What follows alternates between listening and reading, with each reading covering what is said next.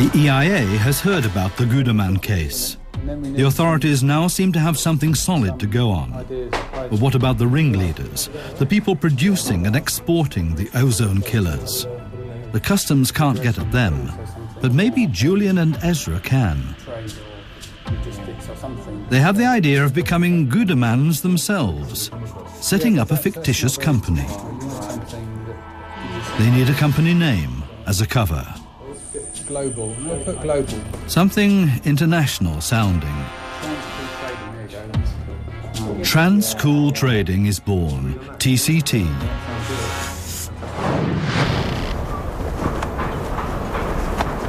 June 1997, the Dutch customs. After the raid on Typhoon, Ingrid Knapp informed her colleagues in the port of Rotterdam. From the documents seized, the authorities know that another ship with goods for Typhoon is due to dock today. The customs officer informs the relevant container terminal. Goedemiddag, APM Terminals met Robert. Hey Erik, ik wil vragen of jij even een container zou willen... The Typhoon paperwork also contained the code number of the container, so the search can be narrowed down. 304 596 met een 7. Ja, is goed. Oké, hè? Hoi. In London, meanwhile, they're designing the company note paper for TCT, Trans-Cool Trading. The dummy company that's to help the EIA track down the dealers in ozone killers is slowly taking shape. Address, telephone and fax numbers.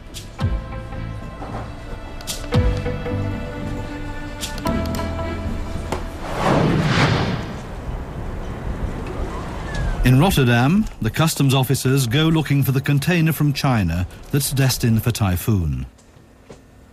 The raid on the company premises took place weeks ago, so Guderman and his suppliers must have been warned. The chances of the Dutch customs finding anything at all seem slight.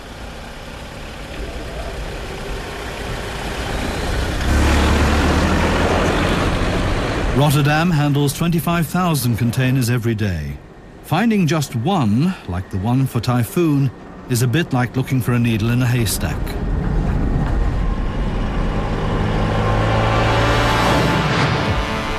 In London, the EIA subsidiary, TCT, is sending out faxes around the world. They've found the fax numbers of possible suppliers.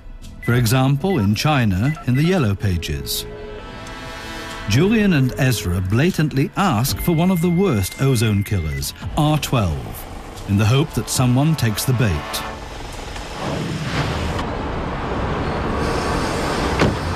Thanks to its code number, the container with the goods for Typhoon has been found and is moved to a special area of the port.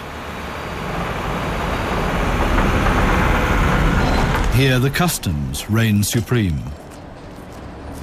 Has Guderman dared to carry on importing, despite the ongoing investigation?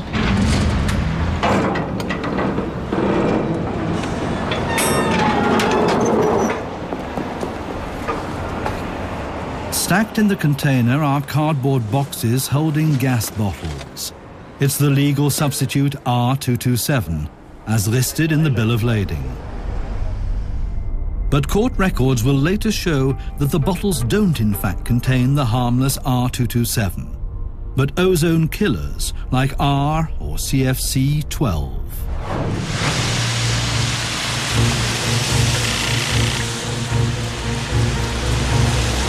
Following the raid, Guderman has actually tried to smuggle CFCs into the country 3 more times.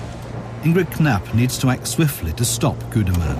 She gets a warrant issued for his arrest. Guderman has carried on despite everything and could perhaps flee the country.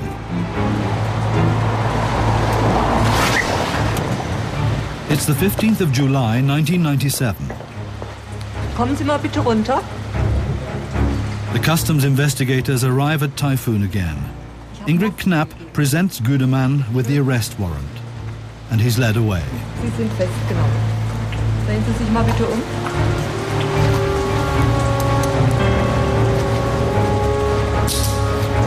He's immediately imprisoned pending trial.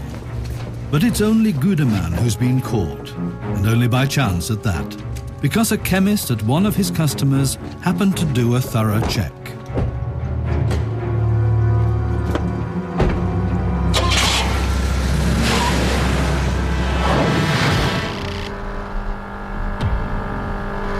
August 1997. One night a fax arrives from China. And it's not the only one. More than 24 arrive within a week, including an offer from TTI. Julian and Ezra did not expect this. The Chinese chemical dealers are perfectly happy to respond to their inquiry. Buying the chemicals and exporting them to Europe, this doesn't appear to be a problem. Despite the EU-wide import ban, hardly anyone refuses.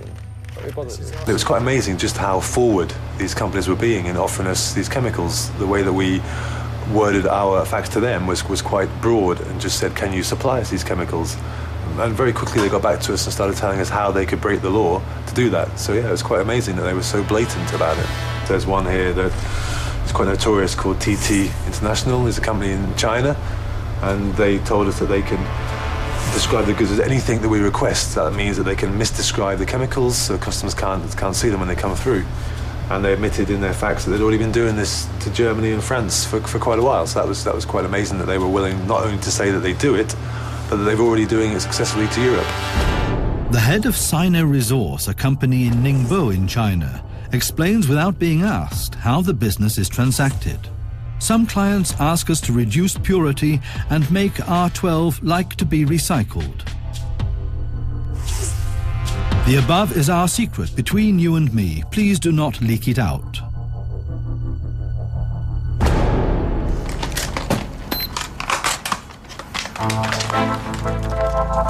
They have the feeling they could find out even more by meeting the manufacturers and dealers in person, in China, with a hidden camera. But that's easier said than done. Julian and Ezra practice on London's Upper Street, on their doorstep. It's not easy for Ezra to focus the camera in his shoulder bag on the desired subject, without anyone noticing. They also try it in a bar around the corner. Everyone knows them here, another level of difficulty, filming friends and acquaintances without their knowledge.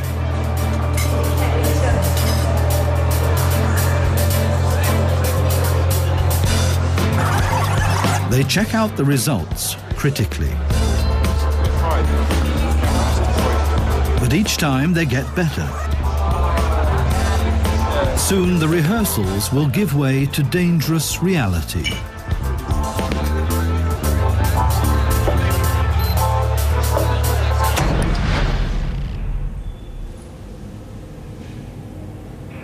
September 1997. In Friedberg, near Frankfurt, Georg Gudeman has been held in custody for 3 months. Officers describe him as a man of high criminal potential. Ingrid Knapp will be interrogating him today. Knapp, Zollfahndung? Ja, bitte kommen Sie durch. Alles klar, ich mache Ihnen die Tür auf. The investigation has so far revealed that CFCs can be bought in China for around $2 and sold in the industrial countries for $35 per kilogram. Gudeman had tried to sell 600 tons of the ozone killer R12 alone. Kommen Sie mal bitte mit. Through his contacts in Asia, Gudeman knew this business inside out.